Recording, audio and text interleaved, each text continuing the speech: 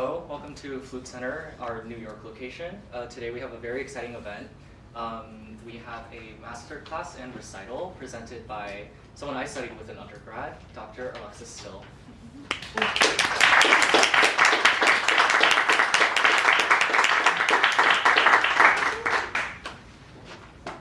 So I'm going to play two short pieces.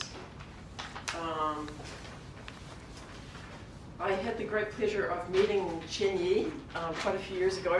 Back in the dark ages, I recorded her flute concerto. And it's an amazing experience. She's lived through a lot, and you just have that feeling when you're around her that there's something very special about her. And I love her music. So this is originally written for violin, so if you go looking for it online, that's what you'll find. This arrangement was done by Mary Holzhausen. I hope I'm pronouncing that properly. I have to say I'm taking a few liberties with this. I think Mary's intention is that you just lip around the glissandos. It's really written for violin, which is glissandoing all over the place. So I'm doing a little bit more with keys to try and get that a little bit more obvious.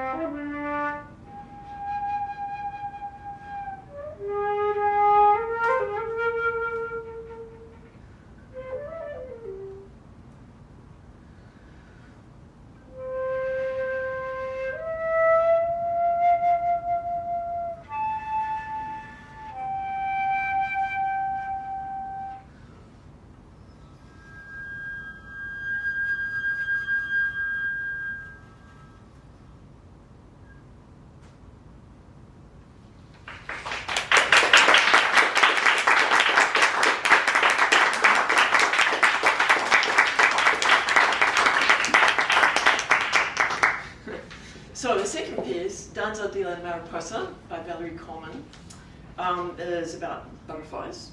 I'm going to read her note. Danza de la Mariposa is a rhythmic and melodic tone poem giving the listener a tour of South America, inspired by the various species of butterflies that inhabit their continent. Full of rich and unique colors, butterflies dance and weave in syncopated rhythms within the work, while alternating between the feel of a 3/4 throughout. The slower sections pay homage to the beautiful and sorrowful sounds in the style of the Yarvi, a Peruvian lament song.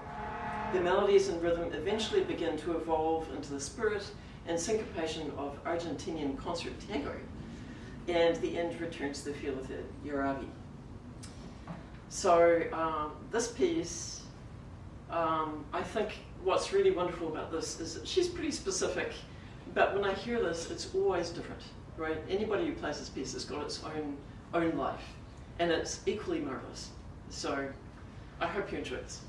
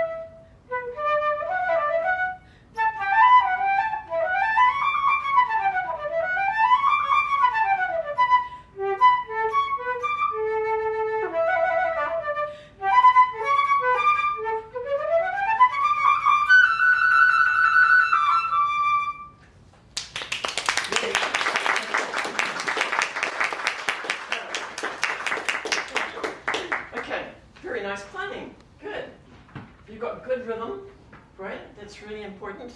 I thought Mozart was a good thing to do now because everyone's getting ready for college auditions and stuff like that. Yeah, your rhythm is great. I think Let's work on a few little things, and then I want to try something at the end, which is Okay. going to be more of a sound thing. Okay. So, do you think you could play the beginning with a little bit more happiness? Imagine that you're like shouting it out, right? You're happy, you had a great day, like yeah, yeah, yeah, yeah, you know, more joyful. Okay. Have a go at the very beginning.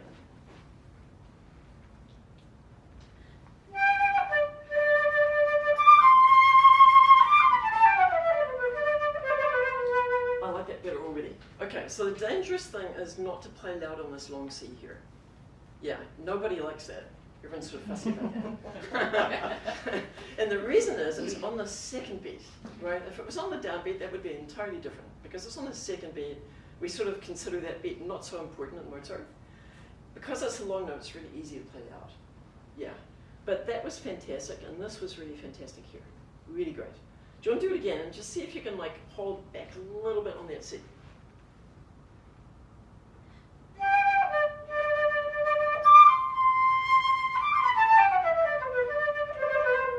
Awesome.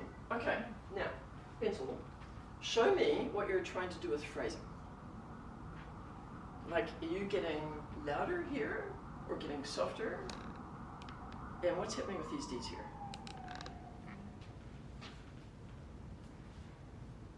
Awesome.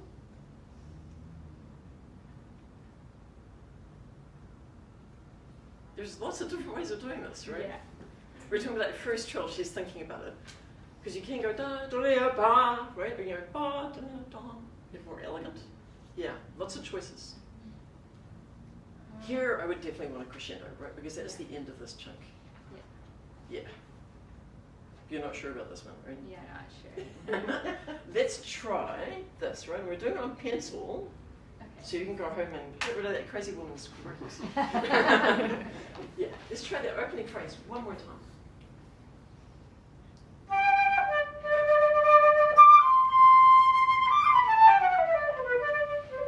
You read out of there. Yeah, you want to try one more?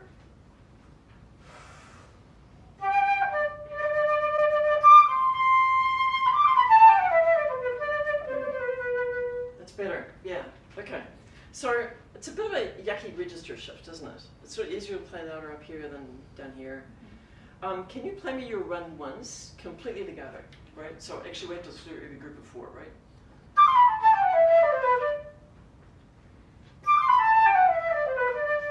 Awesome. Let's see if we can do a little bit more of the dynamics there.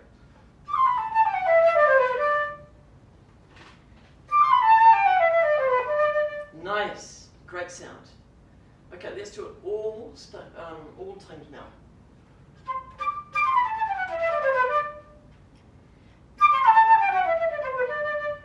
You're doing a really good job of copying my flubs. Try one more.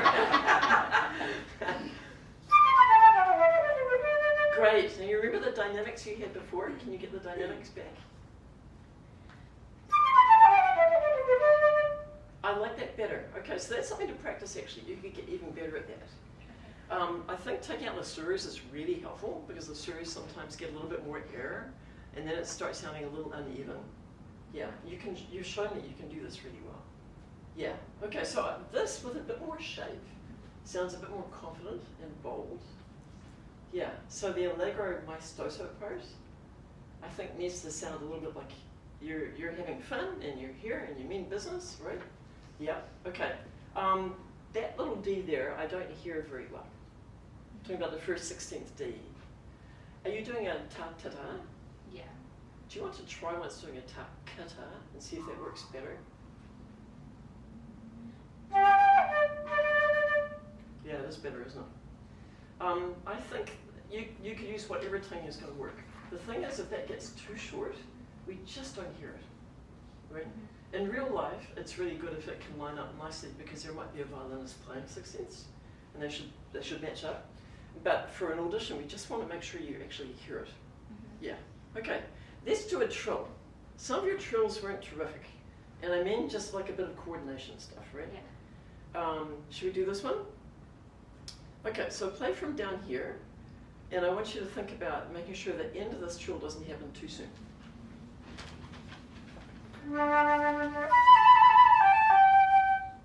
Great. So if I was going to exaggerate that, I'd say it's a little bit like,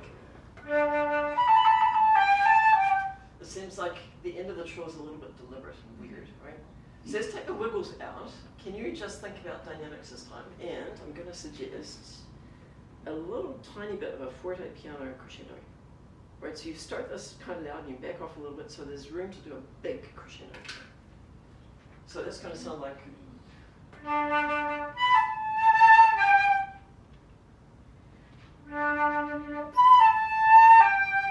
Great. You tonguing the last G, or are you soaring into it? I think I usually tongue it. Okay. Do it one more time. Great. Can you play the G louder?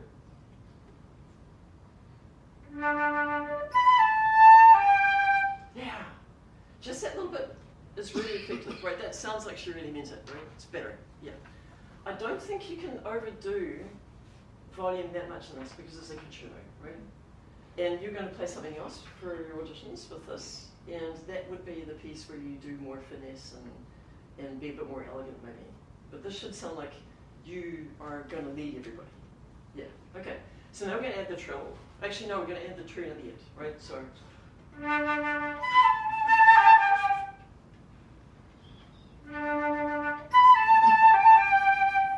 I like that much better because the little notes feel like they're leading into the last note, right? And it's like da-da-da, which is really great. Do it one more time. Great. Do you want to get them a little bit shorter, a little bit later? Yeah. Now I needed that loud G back again. Great. Now we're going to put the trill. I think that sounds better than the first time you do it. Yeah. Does this make sense to you? Yes. Okay, now that would be really good stuff to practice with... Which one was it I didn't like? I think that one. Yeah, these ones are a little bit tricky because you have your little finger going like that, which is quite tense, right? Mm-hmm. Can you just let your hand flop on the end of your arm, right? Now, make your little finger go straight like that. Do you see the amount of tension that's causing through your hand? Yeah, right. Okay, so let's talk a little bit about sound stuff. When I watch you play, I think that you're pushing the flute a lot against your face, and you're pushing back with your chin, and your thumb is under the flute here somewhere, which means your little finger is doing this pushing here. So you've got both little fingers doing this straight thing. So your hands are very tense. So what we're going to do first, I'm just going to pull your head joint off here, okay? I'm looking for you to see where it's lined up. Okay. Great. Just put the flute on, the head joint on your face, right? Okay, now try not to push it in on your face. Just let it rest. Now, it might not work, I don't care, okay? Go honk. Great. Blow down on my fingers. Excellent. Can you guys hear that's a louder sound? Yes, this is without the pushing happening quite so much on the chin. Yeah. Okay, so isn't that great? More volume. Okay, so how about you put it back together the way you like it? Okay, now I'm going to try holding the flute, right? You are going to hold up here somewhere. So move your hand up here so you can get it on your face, right? Okay, I'm going to do with fingers. Oh, okay. Do you want to start? That's really terrible, right? Yeah.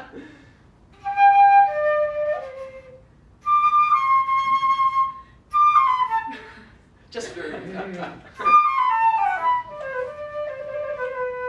good. Keep going.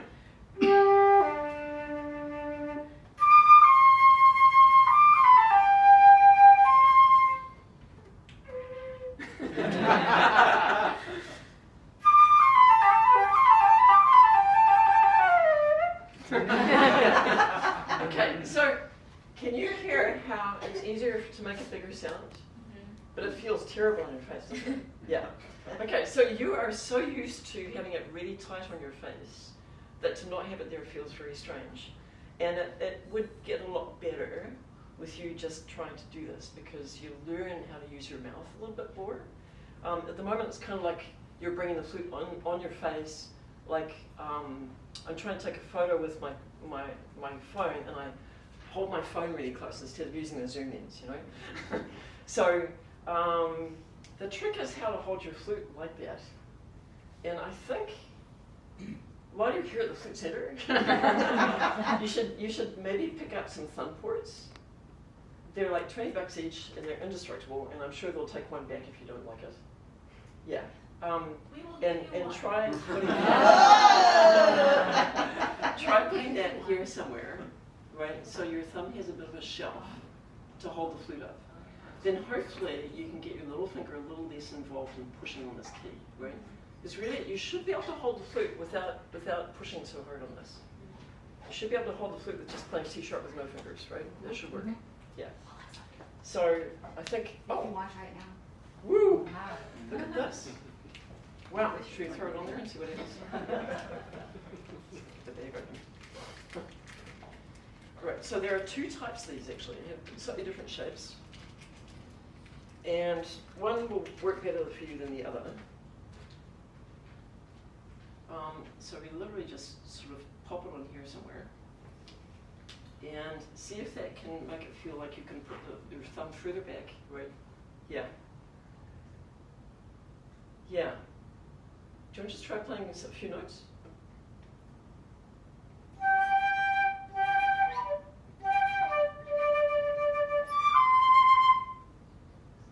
Does it feel like a little less pressure here? Yeah. And you know, you keep folding your lip out of the way. You should try not to do that. I think your lip is fantastic for playing the flute. You don't want to make it smaller. Yeah, it's really great. Yeah. How am I doing? Yeah, it's time. Right. Okay. Fantastic. Thank you very much. Yeah.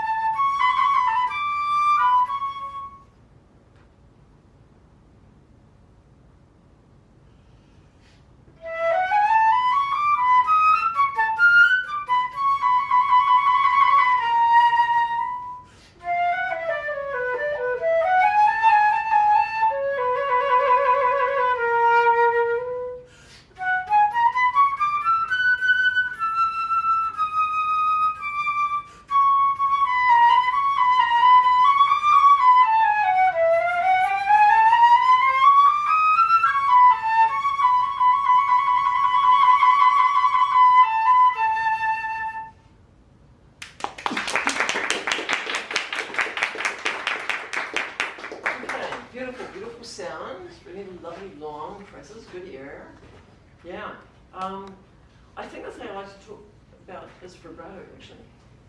Yeah, that's the main thing that I'm worried about. Yeah? Okay. So I think the main thing with Mozart is to really, especially in this movement, to look for the appoggiaturas, right? Do you know what an appoggiatura is? Yeah. Great, okay. Yes, all right. So there are some very classic ones, like that A sharp there. Yeah. All these little ones through here. That one is basically a quadrature, right? It's going to G, it's just the rest is sort of disguising that somewhat. Yeah. So I think, let's pick, do you want to just do opening measure? Okay, so let's take it completely out of time. And I want you to just make sure you've got vibrato on the appoggiatura notes this time.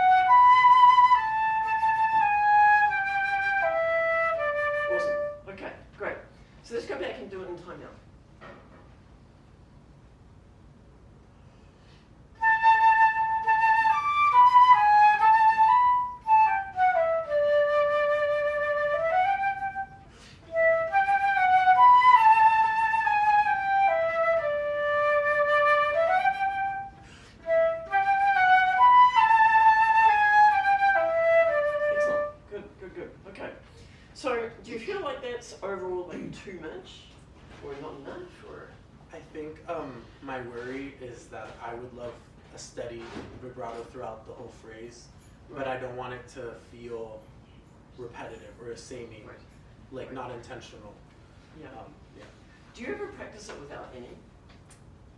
I can try. You know, I had the great fortune of getting a Fulbright grant, and I traveled around and had lessons with a bunch of people. And I learned a great deal. People said I should have written a book, but I have to wait for some people to die first. But what really astonished me was the people who I sought out people for specific things, right? And the vibrato thing was one of them. I don't play with vibrato constantly. I just don't really find that appealing a lot of the time. And so I went and had lessons with some people who do play with vibrato all the time. And they both made the observation that they practice a lot without any at all, which was the last thing I was expecting those guys to say, right? But it's really true that it's a good way. I mean, I feel like I've always done that because that's when I hear what I actually sound like, and I really zero in better on pitch things, and I'm really forced to think about phrasing as a dynamic thing, not just vibrato. Not that it shouldn't be a vibrato thing too, but just to make sure I've got other things in place. So I feel like that advice is actually really good. And I think what would make this sound less samey would be some notes that don't have so much. And I can imagine like the very first note you play, the pickup note, right? It's just a pickup note. So it's like, da, right? It doesn't need to be da. You know? Yeah, I think that's okay. And you know how it basically is the same thing 3 times, right? Maybe, I mean, is your plan for them to get sort of to escalate? Is it getting more, or is the middle one less, or what's going on with it? My thought behind it is that every time it's kind of always developing, so each time it's getting a bit stronger. Okay. So in that case, I would say maybe the vibrato could be part of that. So if you kept your vibrato a little bit more minimal, like I would do it definitely on the A and on the D, maybe that A there too, right? But the D would be the main vibrato note in this measure for me, right? And then you've got these cute little appoggiaturas in here, so you could add some there, which you did very beautifully. And then maybe this one would be a little bit more constant. Do you want to try that? Yeah.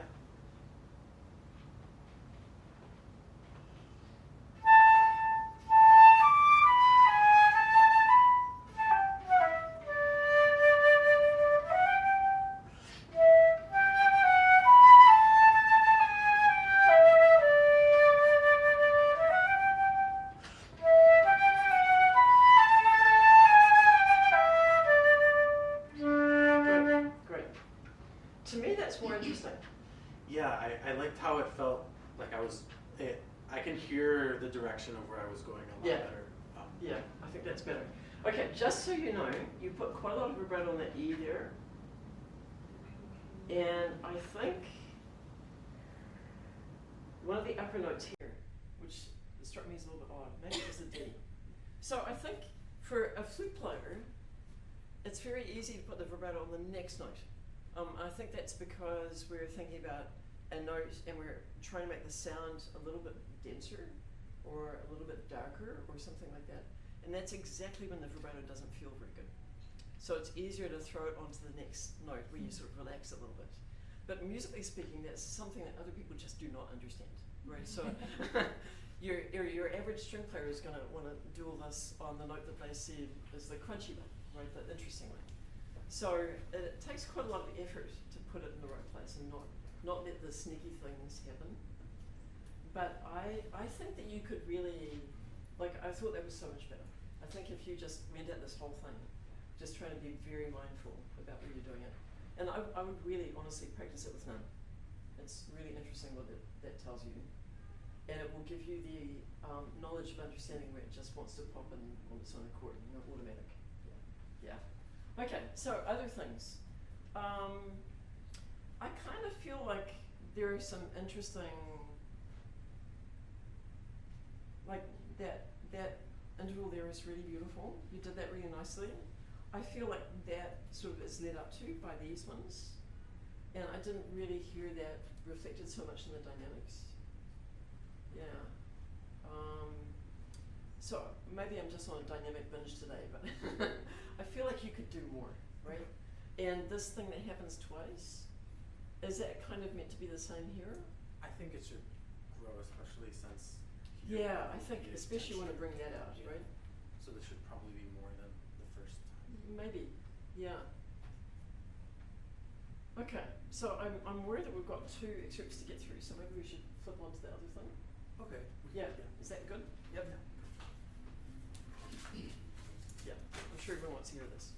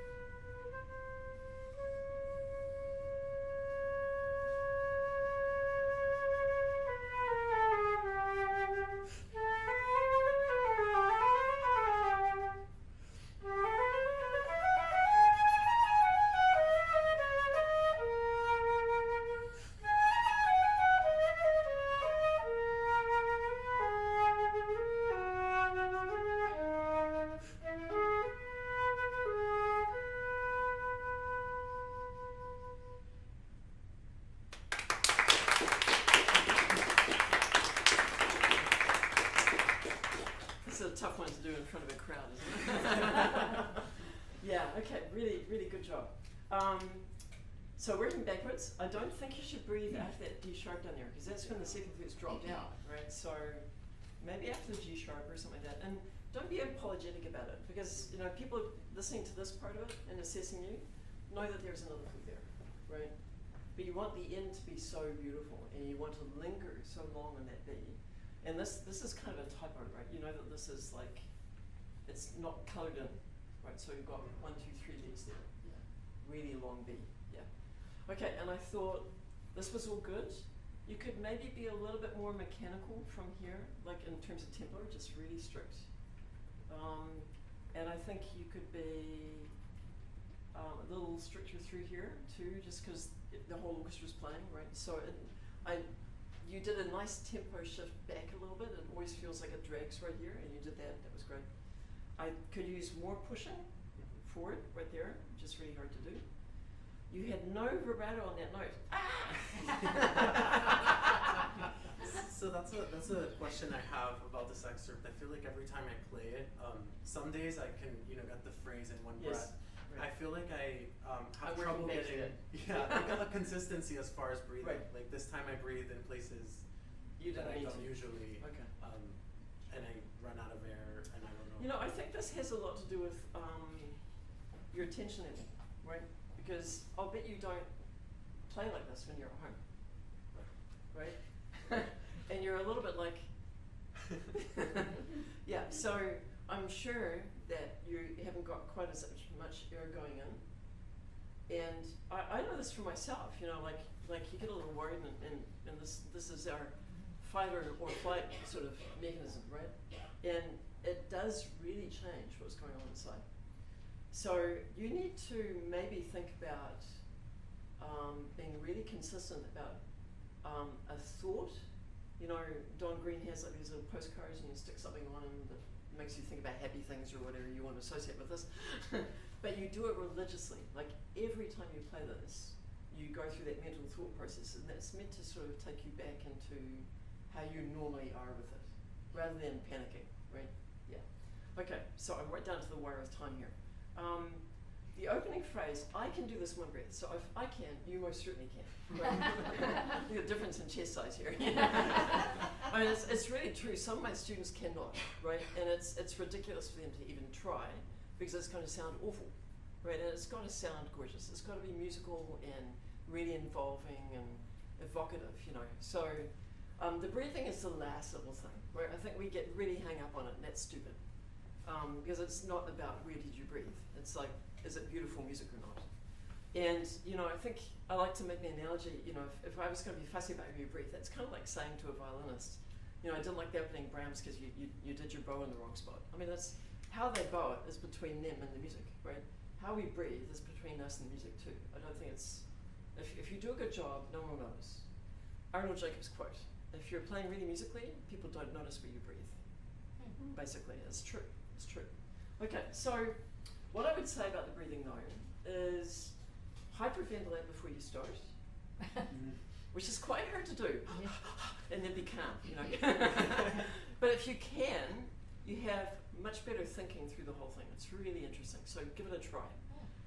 And then make sure that when you're doing this, that you're not tilted forward, right? Every little bit you tilt forward, you're using these muscles to hold yourself up. And that's stopping you really inflating your chest. So you want to be able to think about packing a huge amount of air in there. You just can't do that if you're moving forward. Yeah. Okay. And then what really helps for me, I was trying to record this a couple of years ago, and it was in May, and I'm an asthmatic, and I always have allergies, and I was like, choking here. And what really helped for me in that situation was to really imagine that the air is being pulled out of my face, right? And I have to say, the sort of color I would love to use on this is ridiculous, because it's so air hungry, right? So you have to compromise a little bit and find the sort of sound that doesn't sound aggressive or anything horrible, but isn't horribly air hungry, right? And I'm sure that you can do this easily, right? Yeah, I'm totally convinced this is well within your grasp. So think really hard about what you can do, what you can think of that puts you in a bit more of a relaxed state. And it's going to help you prioritize, just being upright. And yeah, experiment with the hyperventilating, because it really does actually help. Okay, and then just try to imagine that someone's pulling that air out of you. It's a weird visual, but I'm sure you'll be able to do this. Okay. Excellent. Good work.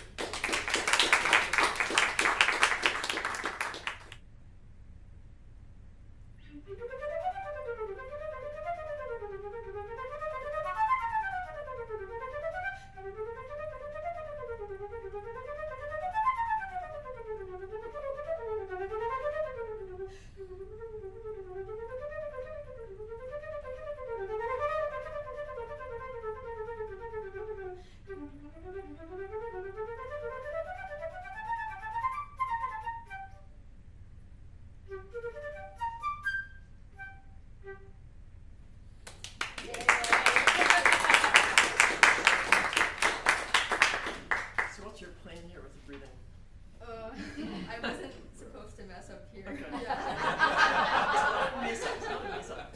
Okay, now thank you. You gave me more opportunity to talk about breathing. Yeah, so I think this one, I struggled for years and years and years with this one. I think there's something horrible about the combination of trying to play low and articulated in air.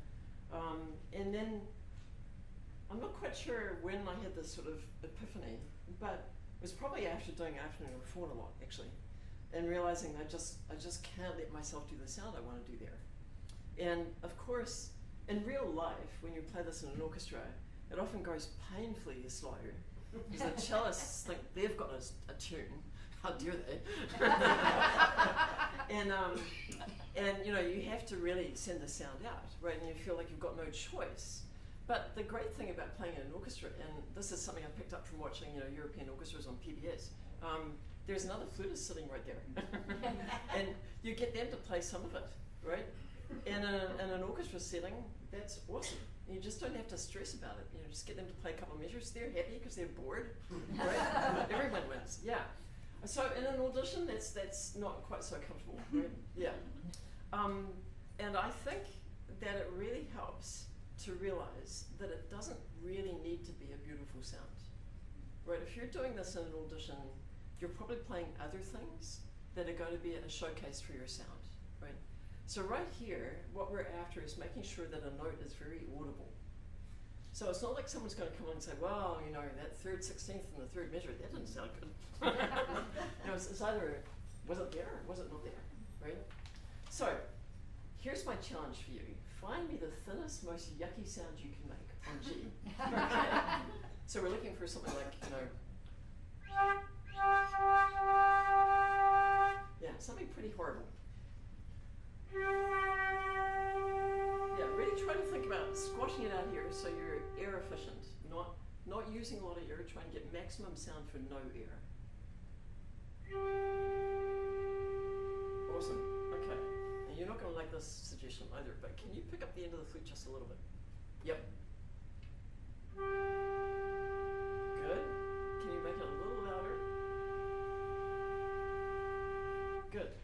Now if we had lots of time, I would leave you just playing that note so you can see how long you can hold it. Because it's a lot different, right? It's a lot different.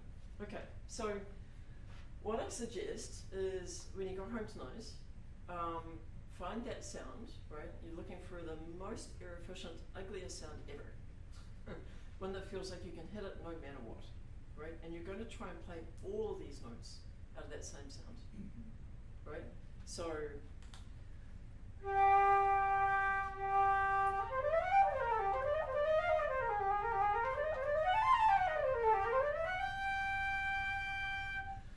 I can play this whole thing on that sound without breathing anywhere. And I think that's how people do this, like there are YouTube clips of people playing it, a bunch of times in a row. They're just going for a horrible sound. It's that easy. Yeah. So you find a really, really horrible sound, you stick with it, right? When you get better at it and you feel more comfortable about everything, then you can start undoing that a little bit and see the places where you might want to branch out a little. But get to the point where you're supremely confident that you can play with the breathing spots as is. Okay. Right? That's your priority. Yeah. Yeah. Because you're great with this. Yeah, good fingers. Yeah, but you're so psyched out about it, right? In the breathing. Yeah, okay, and again, this is easier for me. I'm bigger than you, right?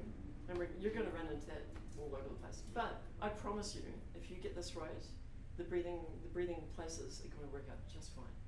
Okay. Yeah, and just don't worry about what it sounds like, right? Is it a G? Is it not a G? That's all we care. Yeah, and the first note, right, didn't speak so well. Yeah.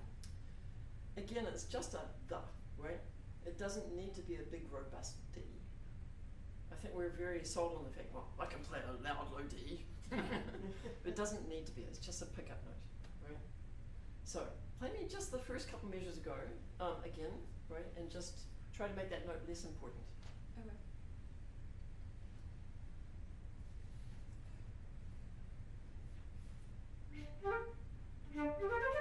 Great. Okay. Let's just play some low Ds.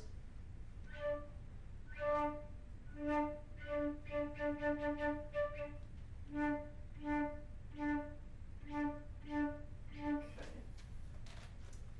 This is where iPads are actually quite useful when you're teaching. And then we've got a camera here. Oh, so your stand's going to disappear. Okay, I'll hold it. Wait. Where's the round thing? Turn it around. Oh, right here. Ah, thank you. Great. I want you to watch what's going on with your mouth. Do you see that motion there? Yeah, it's like closing in. Yes. Yeah. That's why it doesn't work. Much better. So play a long note and then freeze and then try to start in the middle of it. Oh, you moved.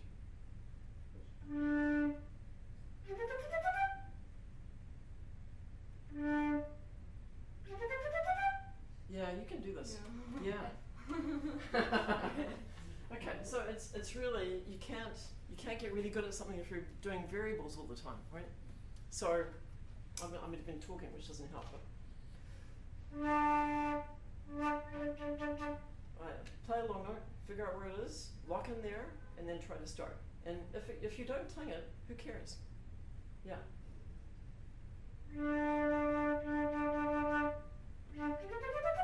Yeah, it's already better, isn't it? Yeah. I think, tonguing, we sort of feel morally obligated to tongue notes.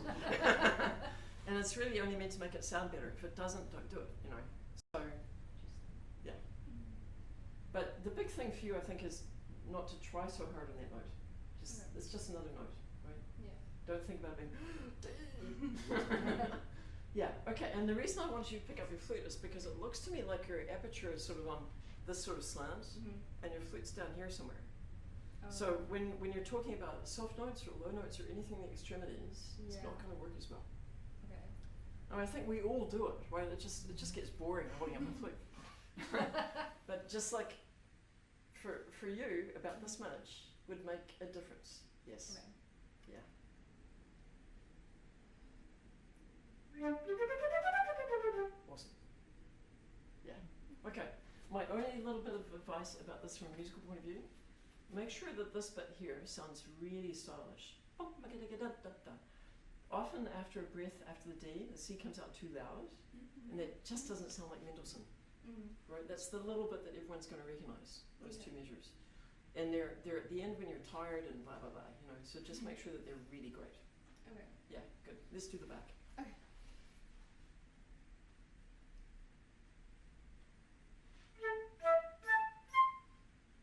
You move your mouth a lot.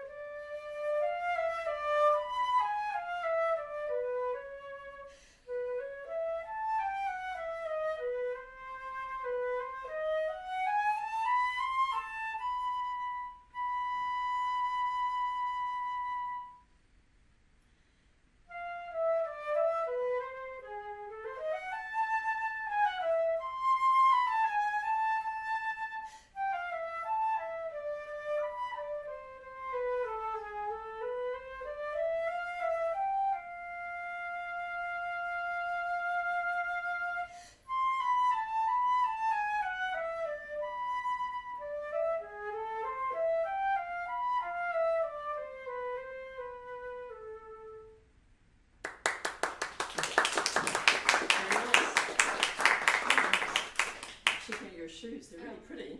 Oh, they're my bombs. Your breathing is slightly noisy, right? Yeah.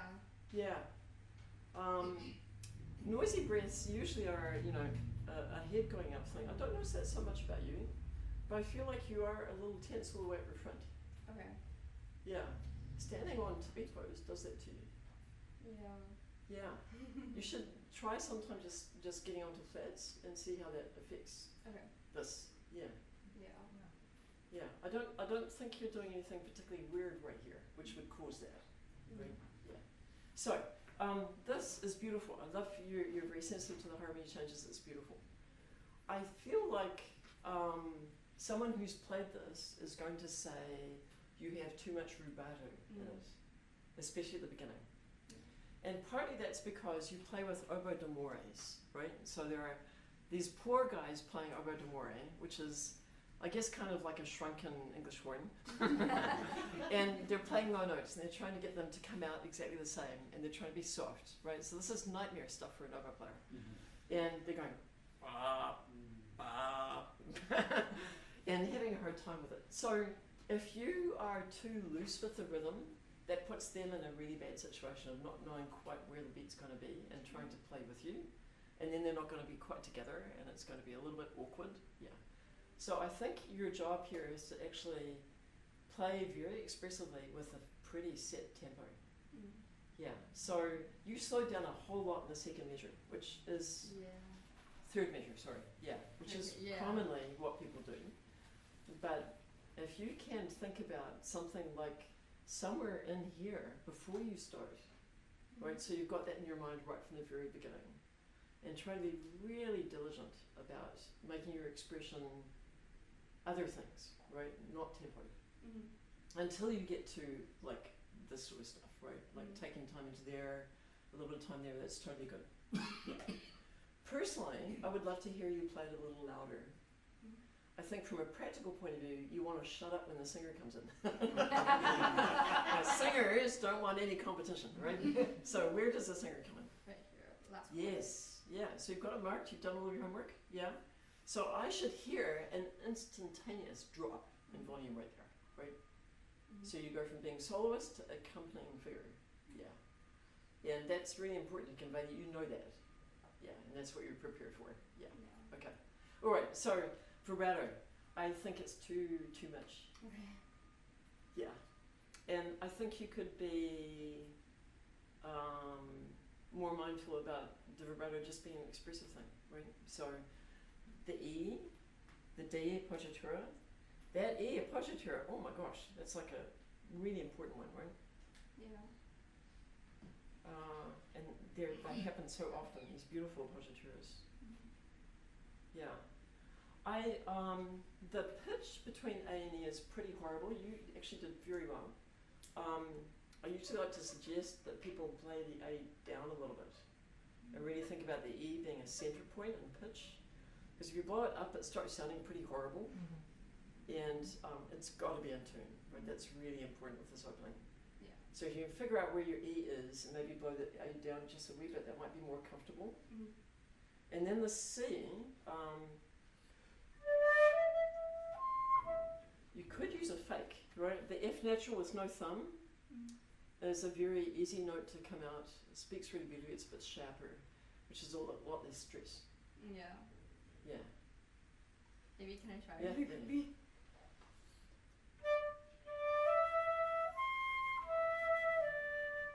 Yeah. Oh, okay. Noisy. Play the first measure. Okay. Too much vibrato. Okay, and that's where you want your vibrato straight away, really. Like sooner, I think.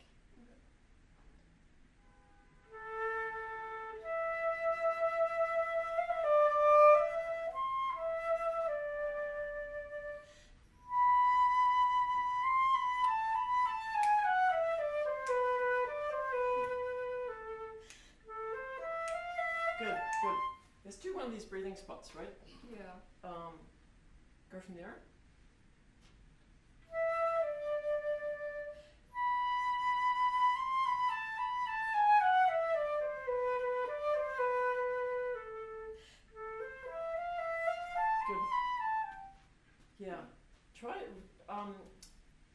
we've run out of time, so I can't go on this more. But your breathing is more about expanding here, not. It's you can't inhale with your neck. Yeah. Right, I think your neck is getting tense when you are playing. I watched it more carefully this time. Yes. Yeah. So, I've put all that muscular effort into raising your ribs. Yeah, and this is just a piece of plumbing, right? The air is going to go through here, but you don't want to do anything. Okay. Jacobs would say, feel the air inside your mouth. Yeah. Okay. I think I feel it. Yes. Yeah. As I think we sometimes try to lift our shoulders with our necks or something weird. Yeah. Yeah. Okay, I think we've actually run out of time. Of course. Yeah, that's right, right? Yes. Okay.